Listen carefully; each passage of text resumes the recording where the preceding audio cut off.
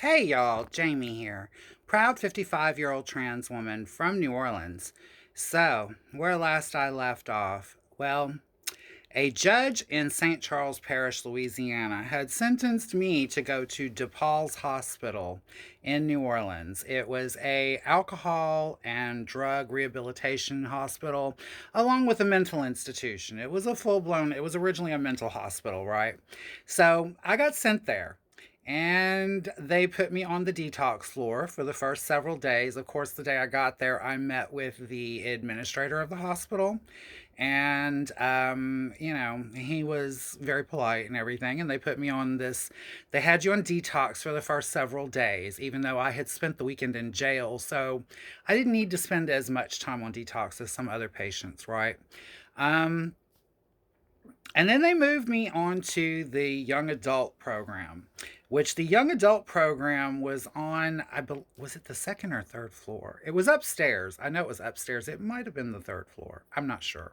No, no, no. I'm sorry. It was the second floor. It was the second floor. The third floor was something else. Getting to that. So I was on the second floor in the young adult program, right? And when I got moved over there, like we had group therapy every day, we had one-on-one therapy every day, we had AA and NA meetings to go to that were mandatory.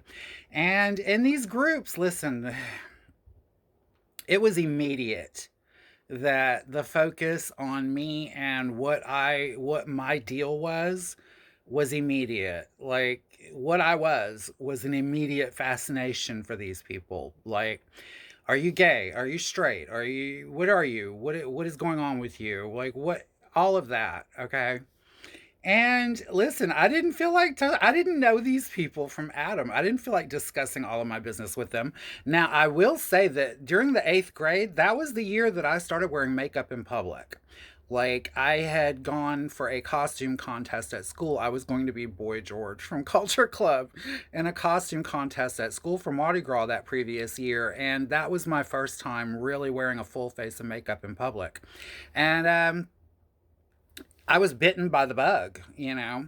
So, like, I got my hands on eyeliner in the hospital and mascara and stuff like that. And so I was wearing eyeliner and mascara, lip gloss, lots of bangle bracelets on my arm and big old earring hanging like very it was new wave and punk rock and all of that was extremely big at that time, so it was very easy for me to like lend myself to those vibes. You know what I mean? It was a good way for me to express myself without so much ridicule, okay?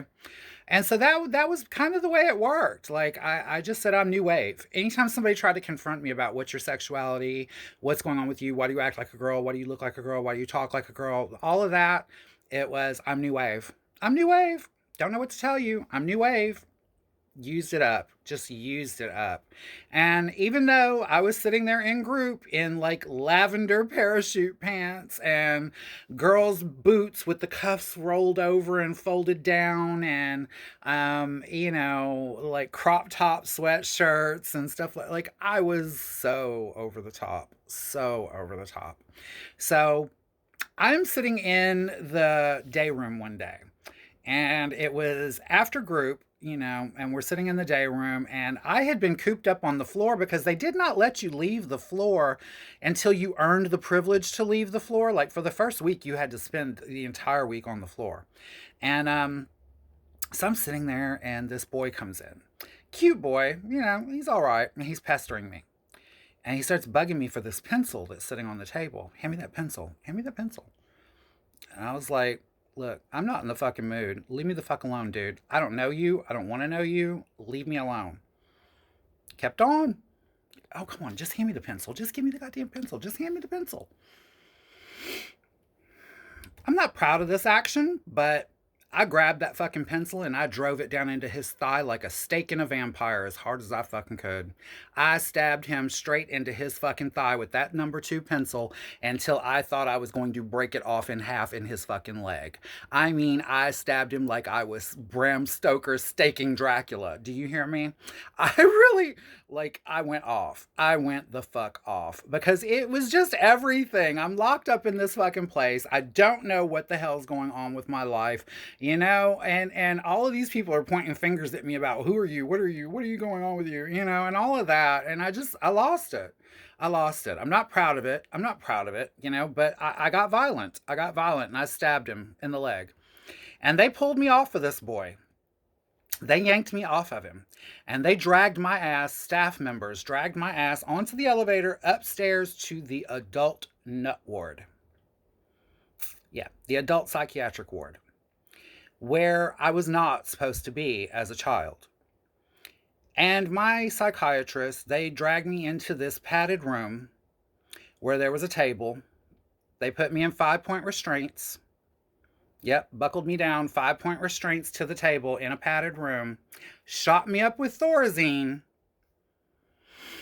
and left me in a dark padded room for like 6 hours.